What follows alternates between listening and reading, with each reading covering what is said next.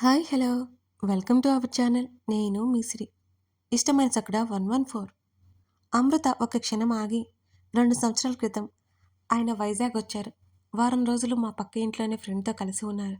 అప్పుడు పరిచయం, ఆ తర్వాత ఫోన్ కాల్స్, అలా అలా ఇద్దరి మధ్య పరిచయం పెరిగింది అని అంది అమృత నెమ్మదిగా. ఇంత జరిగిందా, మాతో నువ్వెప్పుడూ చెప్పలేదు.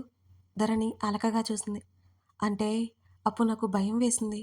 నేను కలవలేదు కదా, కలిశాక మాట్లాడుకుని అప్పుడు చెప్పాలనుకున్నాను అంది అమృత.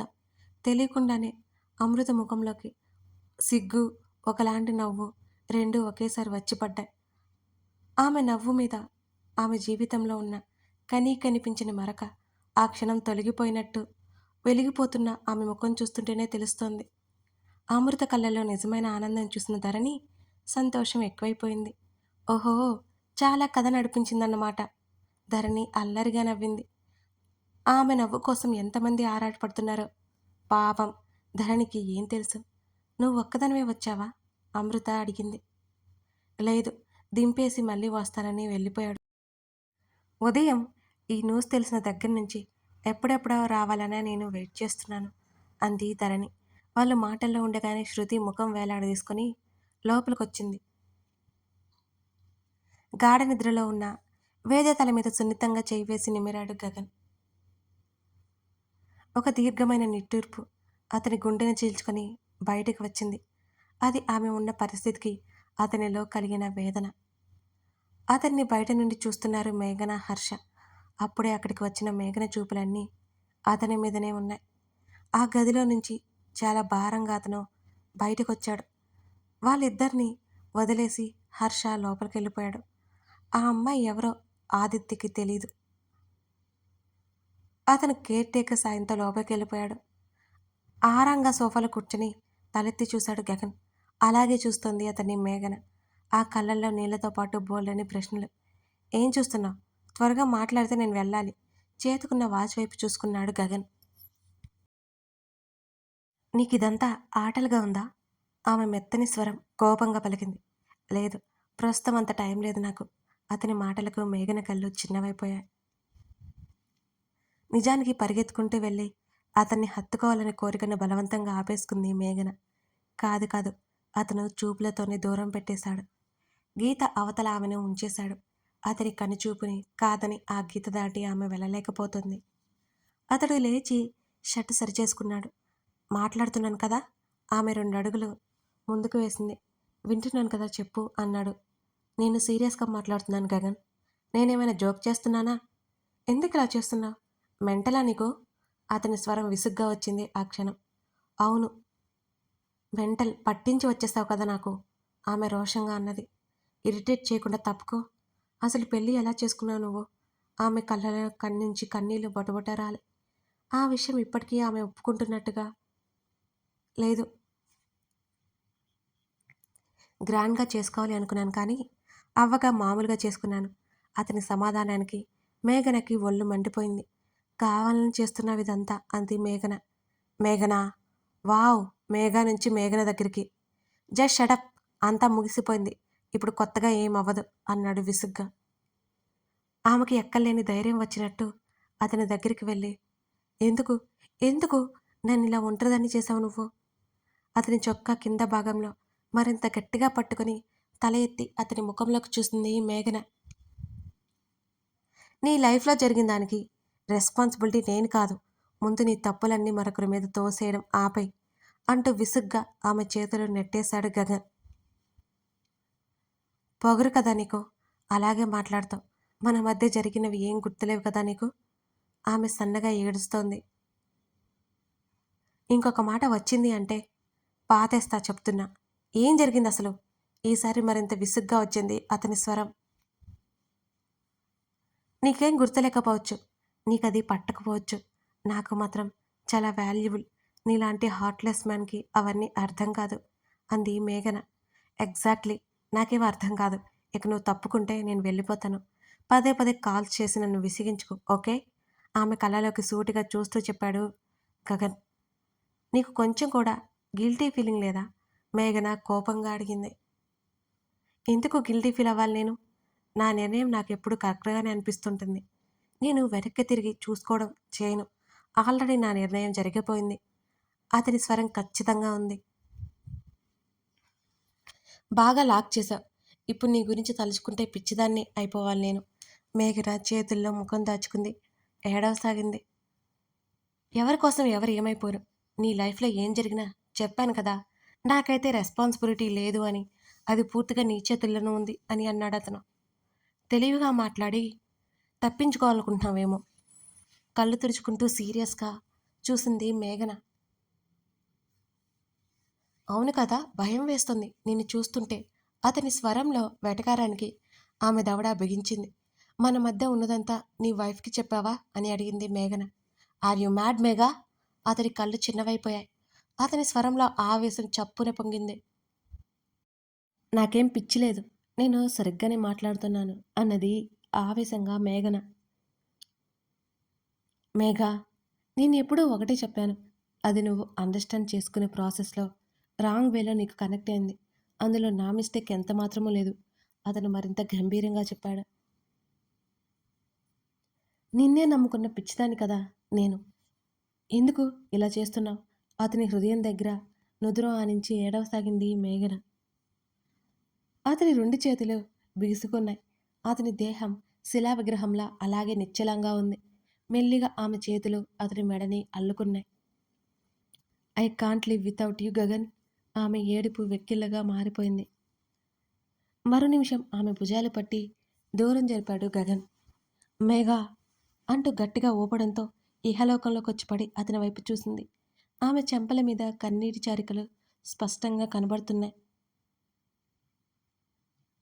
అతనేదో చెప్పబోయేలోపు ఎంతో ఆశగా వచ్చాను. నా ఆశలు పేకమేడలని నిరూపించేశాం అంటూ విరక్తిగా నవ్వింది మేఘన. అతనేం మాట్లాడినా ఆమె వినే పరిస్థితులు లేదు అని అతనికి అర్థం అవడానికి కాస్త సమయమే పట్టింది. ఇప్పుడేమంటావు గగన్? నీ దగ్గర నా స్థానం 0 అంటావా? అసలు నేను అనే అమ్మాయిని నీకు ఇష్టం లేదు అంటావా? నా ఊసే నీ దగ్గర వద్దు అంటావా? నువ్వు పెట్టిన ముద్దు దగ్గర ఆగిపోయిన పిచ్చిదాని అంటావా? ఆమె ప్రశ్నలకు అతని దగ్గర సమాధానం ఉంది. కానీ చెప్పే సిచ్యువేషన్ కాదది. మెగా, నువ్వు ఇప్పుడు కరెక్ట్‌గా ఆలోచించే సిచ్యువేషన్‌లో లేవు. కానీ నీ థింకింగ్ చాలా రాంగ్. నీ స్థానంలో ఇంకొకరుంటే నా మాటల్లో ఇంత కూల్‌నెస్ ఉండదు అని అన్నాడు అతను. ఇంకా ఏం చెప్పాలని చూస్తున్నావు గగన్? నాకు అంతా అయిపోయింది. చెప్పు. Do you really love her? మేఘన స్వరం ఆతృతగా వచ్చింది. చెప్పలేనంత కంగారు కూడా ఉంది ఆమెకి. What do you mean? అతడి దవడ కండరం బిగుసుకుంది. ఐ మీన్ నీకు తనంటే ఇష్టం లేదు. ఏదో పెళ్లి చేసుకోవాలి కాబట్టి చేసుకున్నావు అని గట్టిగా అరుస్తూ 2 చేతులతో అతని ఛాతీ మీద చేతులు పెట్టి వెనక్కి నెట్టేస్తూ అడుగుతుంటే అతను కాస్త కూడా కదల్లేదు. మరుక్షణం ఆమె చెంప చెల్లుమన్న శబ్దం. ఆ గది నిశ్శబ్దంలో ఆ శబ్దం స్పష్టంగా ఉంది. మరోవైపు నీకు పెళ్ళైందనే విషయం మా దగ్గర ఎందుకు దాచావే? ఒకవేళ అంత సీక్రెట్‌గా పెళ్లి చేసుకుంటే మేం వచ్చి సాక్షి సంతకాలు పెట్టేవాళ్ళం కదా! లేకపోతే దండలైనా అందించేవాళ్ళం అన్నది శృతి మూతి తిప్పేస్తూ. ధరణి నవ్వుతూ చూస్తుంటే, అలా అయిపోయిందిలేవే తల్లి వదిలే నన్ను. అమృత దండం పెట్టేసింది. అసలు ఫ్రెండ్ అంటే ప్రేమ లేదా నీకు? శృతి చిరుకోపంగా అన్నది.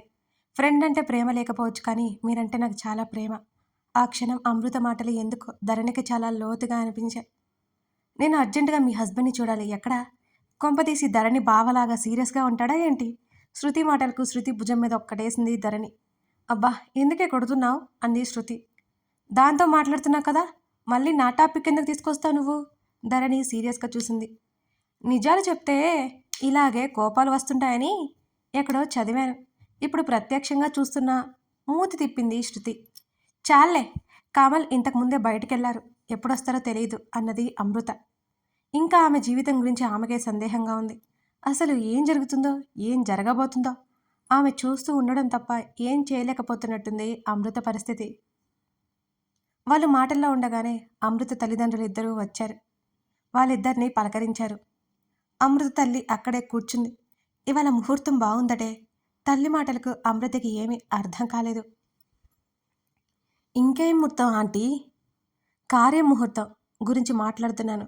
పెళ్లి జరిగిన గడియల గురించి అడిగితే అంతా బావుందన్నారు. ఆ విషయం గురించి మాట్లాడొస్తున్నాము. తల్లి మాట్లాడుతుంటే అమృత చేతులు సన్నగా వణికిపోతున్నాయి. ఆమె శరీరం మీద చిరుచెమటలు అలుముకోవడం తెలుస్తూనే ఉంది. ఆట పట్టించాలని చూసిన శృతికి, ధరణికి అమృత ముఖంలో కంగారు కనిపించి అయోమయం కలిగింది. అక్కడే అమృత తల్లి ఉండడంతో వాళ్ళేం మాట్లాడలేదు.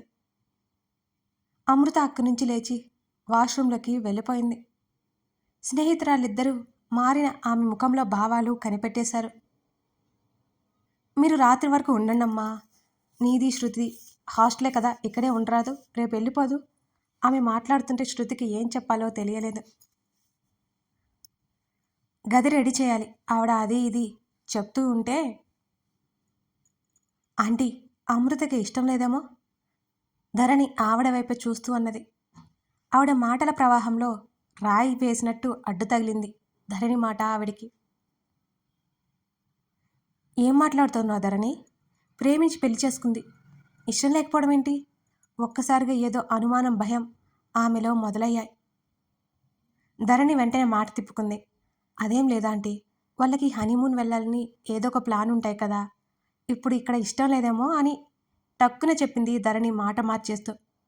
ఆమె కొంచెం రిలాక్స్ అయినట్టుగా, ఇవాళ ముహూర్తం బాగుందట ధరణి, ఆ తర్వాత ఎక్కడికైనా వెళ్ళనివ్వు, మీరు కూడా ఇక్కడే ఉండండి, నాకు కొంచెం పని ఉంది, కాఫీ పంపిస్తాను అని ఆమె హడావుడిగా వెళ్ళిపోయింది. ధరు, అమ్మ ఎందుకో డల్గా ఉంది అన్నది శృతి. నాకు అదే అనిపించింది, రానివ్వు అడిగేద్దాం అంది ధరణి.